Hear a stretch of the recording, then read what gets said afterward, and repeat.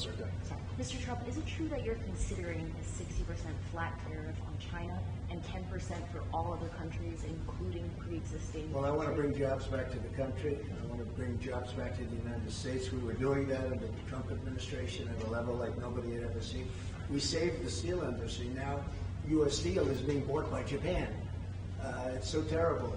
But yeah, we want to bring jobs back to the country, and sometimes tariffs can do that. But we will bring back millions of jobs to our country, and we're going to start making our product. And we started that process and did very well with it, and we will finish it up.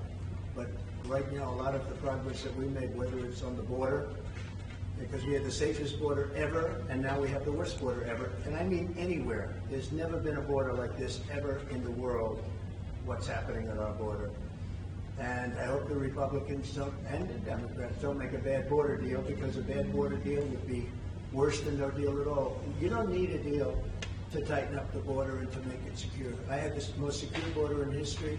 I didn't have a deal. I didn't have a bill. I said, no people are coming in. No drugs are coming in. We don't want to have human trafficking, which nobody even talks about. That is the number one. You take a look at that border today. Human trafficking is up 114%, they say. 114%. You wouldn't have that.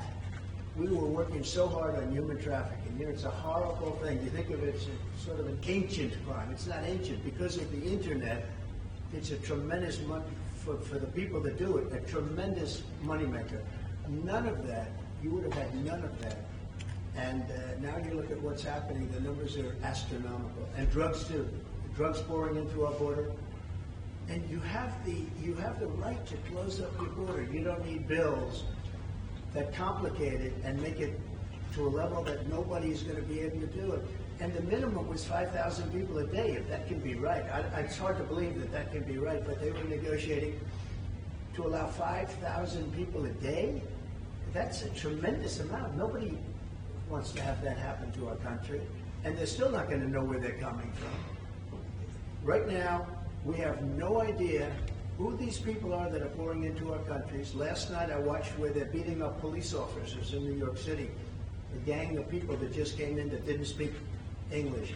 Nobody knows who they are, where they come from, and very importantly, they come from, I can tell you, they come from jails and prisons, they come from mental institutions and insane asylums.